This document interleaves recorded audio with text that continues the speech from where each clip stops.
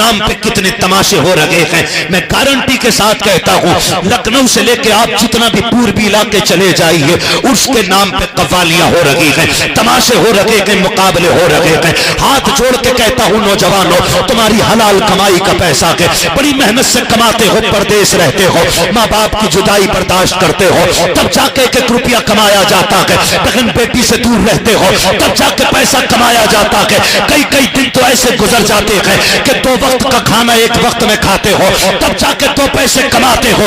उस पैसे को किसी अय्याश पीर के कहने पे न लौटाना, किसी नचनिए भड़ुए के कहने पे न लौटाना, अपने कीमती पैसे को किसी कव्वाल और किसी मुकाबले वाली नचनिया औरत पे मत लौटाना।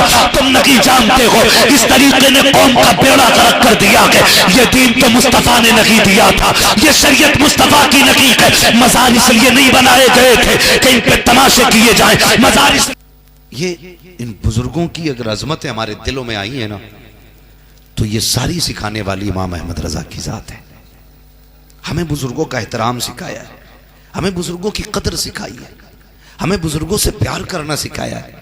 ये हमारा मुकद्दर है कि अल्लाह ने हमारे हिस्से में बुजुर्गों का प्यार रखा है, प्यार रखा है।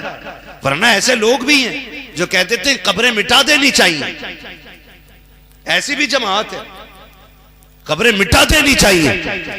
हमारा दीन हमें कब्रें मिटाने का हुक्म नहीं देता, कब्रों के निशान बचाने का हुक्म देता है। कब्रों के निशानात बचाने का हुक्म देता हमारा दीन, हमारा इस्लाम। तो शुक्र है हम ऐसी फितना परवर जमातों से बचे हुए लोग हैं, बचे हुए लोग हैं। हम बुजुर्गों के मानने वाले लोग हैं, बुजुर्गों के मानने वाले लोग हैं।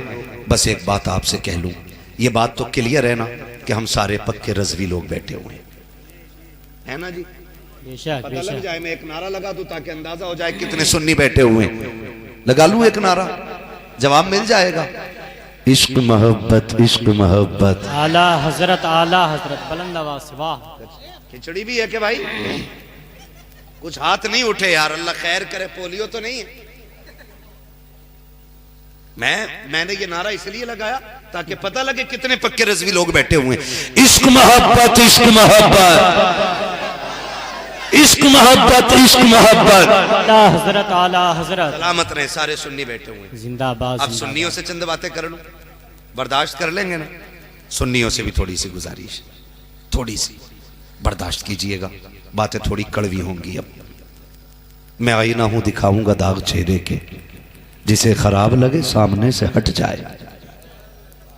बातें कड़वी हैं, लेकिन याद रखिए दवा जितनी ज्यादा कड़वी होती है फायदा उतना ज्यादा होता है, फायदा उतना।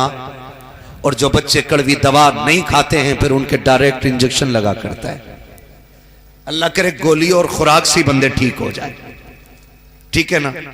हम सारे सुन्नी लोग हैं, सुन्नी सहीउल अकीदा लोग। बुजुर्गों से प्यार हमारी पहचान है, लेकिन इस प्यार में थोड़ी सी गड़बड़ी हो गई है। आगे नूरानी भाई सलामत रखे। मेजबान अक्सर जो है ना परेशानी रहते हैं, तवज्जो है ना? इस अदब के अंदर ना थोड़ी सी गड़बड़ी आ गई हमारी मोहब्बत में। वो गड़बड़ी क्या है? जो मकसद हमारा बुजुर्गों को मानने का था वो खत्म हो रहा है। लोग अलग तरीके से मानने लग गए। क्यों? हजरत शुएबुल औलिया का तज़किरा करने की जरूरत क्या थी? तो इन उलमा से पूछो, ये सारे बताएंगे मकसद ये था कि हम इनकी जिंदगी को पढ़ें और अपनी जिंदगी को इनकी जिंदगी जैसा बना लें। बेशक बेशक, यही तो मतलब है। हम अपने बुजुर्गों की जिंदगी को इसलिए पढ़ते ताकि हमारी जिंदगी उनकी जिंदगी की जैसी हो जाए। बेशक। लेकिन हुआ क्या? चंद नफ्स परस्त लोगों ने, चंद अना परस्त लोगों ने, चंद मतलबी लोगों ने पूरी सुन्नियत का बेड़ा गर्क करके रख दिया। आप कहेंगे कैसे? हर बंदा सोशल मीडिया से जुड़ा हुआ है। वो जिनकी अपनी नस्लों का पता नहीं, वो मसलक आला हज़रत पे भौंक रहे हैं। जिनकी शक्लें खिंजीर से बदतर होती हैं, वो इमाम अहमद रजा के नजरिए को टारगेट करते हैं। वो कहते हैं लो जी ये है बरेलवी। क्यों? जब कोई जागिल पीर हमारी सीधी आवाम से सजदे करवाता है ना, तो इस पे शैतान हंसता है। और हम इसे सुन्नियत का सबसे बड़ा यूं समझें कि अलम समझते हैं कि जो पीर परस्ती कर ले वो सबसे बड़ा सुन्नी है। यही उम्मत बनाई थी हुजूर ने। बताओ बुजुर्गों के नाम पे कितने तमाशे हो रहे हैं। मैं गारंटी के साथ कहता हूं, लखनऊ से लेके आप जितना भी पूर्वी इलाके चले जाइए, उसके नाम पे कव्वालियां हो रही हैं, तमाशे हो रहे हैं, मुकाबले हो रहे हैं। हाथ जोड़ के कहता हूं नौजवानों, तुम्हारी हलाल कमाई का पैसा है, बड़ी मेहनत से कमाते हो, परदेश रहते हो, माँ बाप की जुदाई बर्दाश्त करते हो, तब जाके एक रुपया कमाया जाता है। बहन बेटी से दूर रहते हो, तब जाके पैसा कमाया जाता है। कई कई दिन तो ऐसे गुजर जाते हैं कि 2 वक्त का खाना 1 वक्त में खाते हो, तब जाके 2 पैसे कमाते हो। उस पैसे को किसी अय्याश पीर के कहने पे न लौटाना, किसी नचनिए भड़ुए के कहने पे न लौटाना, अपने कीमती पैसे को किसी कव्वाल और किसी मुकाबले वाली नचनिया औरत पे मत लौटाना। तुम नहीं जानते हो इस तरीके ने कौम का बेड़ा गर्क कर दिया है।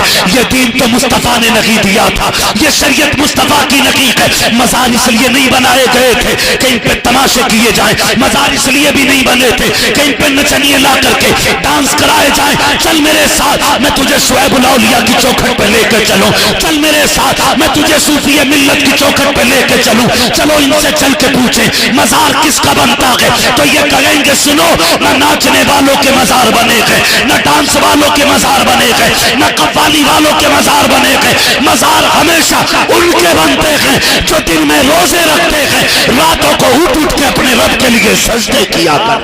वाह वाह वाह, नारे तकबीर, नारे रिसालत, मसलके आला हजरत, फैजाने औलियाए कराम, नारे तकबीर।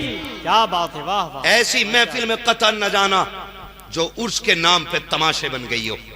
बताओ मेले नहीं लगते हैं उर्सों में? मुझे बताओ किसके घर की बहू बेटी नहीं जाती है उस मेले में? मुझे बताया जाए। मैं 36 ऐसे उर्स बता दूंगा जिसमें बहन बेटियां गई और उसमें फिर इज्जतों पे उंगलियां उठी हैं। बेशक जी। ये किसके घर की बेटी है? या तो तेरे घर की बेटी है या मेरे घर की बेटी है। बाहर से कोई नहीं आया है। जिनकी इज्जत लूटी जा रही है वो भी हम हैं, और जो लूट रहे हैं वो भी हम हैं। ये भी सुने कान खोल के। मैंने पहले ही कहा था, मैं आईना हूं दिखाऊंगा दाग चेहरे के, जिसे खराब लगे सामने से हट जाए। इज्जत लूटने वाले भी हम और लुटवाने वाले भी हम। इन लोगों के तमाशे देख के नहीं देखा आपने? आप देखो, हालात देखो मुजाबिरों के। उसने पूछा था किसी साहब ने एक मुजाबिर से, किसकी उम्मत में हो, किसकी उम्मत में हो? तो बुड्ढा कह रहा जी नया नया आया हूं अभी। ये कंडीशन मुजाबिरों की है जो वहां बैठ के फाता पढ़ रहे हैं। फाता में क्या पढ़ते हो? या हसन हुसैन पढ़ते हैं। बताओ, वो हम अंधे हो गए? हम कहां जाने लग गए? किधर चलने लग गए? सबसे ज्यादा होशियार कौम वही थी जिसने मुस्तफा का कलमा पढ़ा था। आज सबसे बेवकूफ बन के रह गए हैं हम। मैं तुम्हें बता रहा हूं कसम खुदा की, कायनात के सबसे बड़े पीर को मोहम्मद रसूलुल्लाह कहा जाता है। बेशक बेशक बेशक। हुजूर से बड़ा कोई पीर ही नहीं। वाह बेशक। हुजूर से बड़ा, हुजूर से बड़ा, हुजूर से बड़ा कोई पीर ही नहीं है। बेशक। आज लेवल है पीरों के। एक तो चुटिया बांधे हुए पीर घूम रहा था, एक को देखा मेहंदी लगाए हुए हाथ पैरों में, पता नहीं कहां का मालूम पीर है वो। चूड़ी भी पहने पड़ा है, कानों में बुंदे भी हैं, चुटिया भी है और चूड़ीदार पजामा यहां तक का कुर्ता पहने हुए घूम रहा है, और उसके पीछे पीछे भी लोग चल रहे हैं।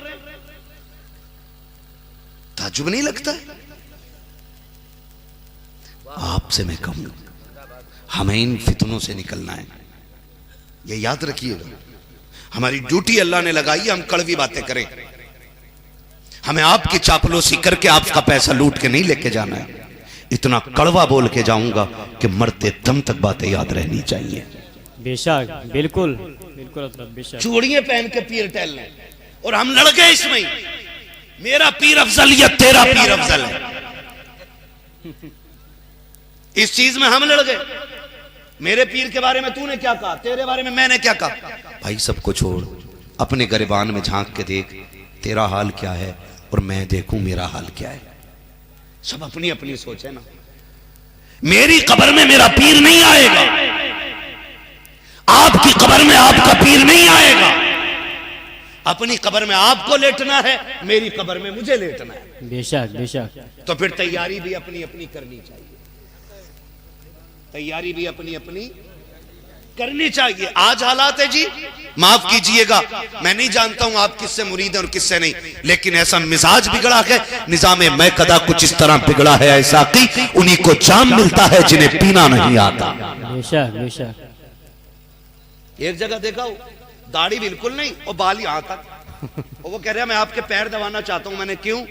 कह रहा कुछ नेकियां मिलेंगी। मैंने कहा बाल कटवा के ना छोटे कर ले, ये दाढ़ी पूरी कर ले, अल्लाह इसी नेकी के सदके में तुझे जन्नत दे देगा।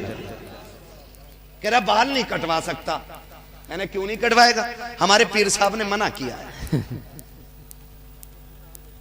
शरीयत के खिलाफ अगर बाप भी हुक्म दे, उसकी भी फर्माबरदारी का हुक्म नहीं है। बेशक। ये शरीयत है मुस्तफा की, जबकि बाप का हर हुक्म माना जाता है। लेकिन अगर शरीयत के खिलाफ बाप कोई हुक्म दे, माँ कोई हुक्म दे, तो उसमें माँ बाप की भी फर्माबरदारी नहीं, तो ऐसे पीर की क्या फर्माबरदारी करनी है जो शरीयत के खिलाफ बाल रखने का हुक्म देता है, शरीयत के खिलाफ तरीके इख्तियार करने का हुक्म देता है।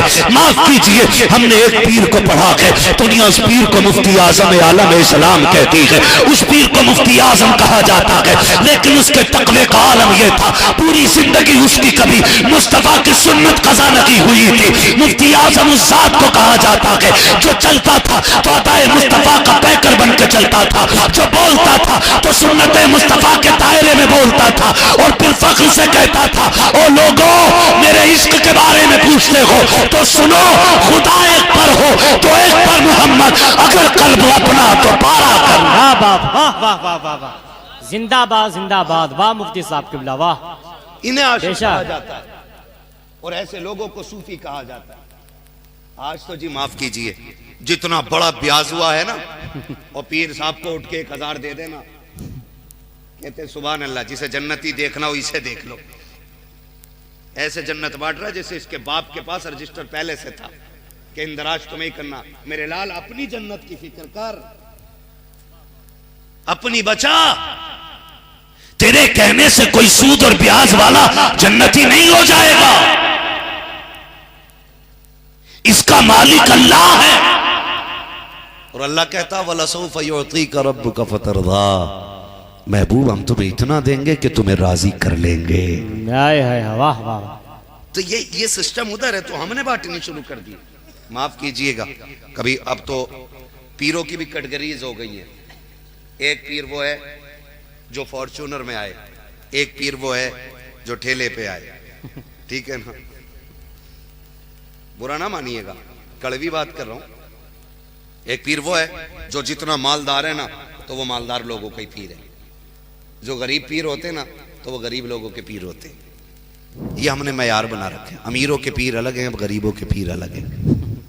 याद रखिएगा, यहां की गाड़ी और शानो शौकत से कोई फर्क नहीं पड़ने वाला। मजा तो तब है कि जब जनाजे में शानो शौकत पाई जाए, तब मजा है जिंदगी का। आज देखें, गलत नहीं कह रहा हूं, कई खानकाहों में तो मैंने जाना ही बंद कर दिया, सिर्फ इसलिए कि मुंह देखे जाते हैं। मुंह गरीब आ जाए ना तो उससे मुलाकात भी नहीं होती, अमीर आ जाए ना तो कहते हैं आप फोन कर देते,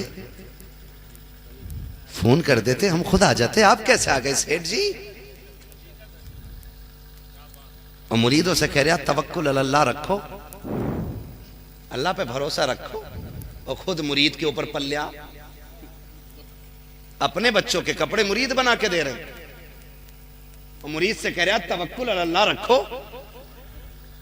भाई नफरत हो गई इन चीजों को देख के। सबसे बड़ा अगर स्टेटस किसी का है तो वो मेरे नबी का है, और उनका मेयार आप जानते हैं, हुजूर जब मस्जिद के लिए नमाज पढ़ने निकलते ना, अल्लाह अल्लाह अल्लाह। तो सहाबा के बच्चे रास्ते में खड़े हो जाते थे और कहते थे हुजूर आएंगे तो उनसे मुलाकात हो जाएगी, बेशक। और हुजूर हैं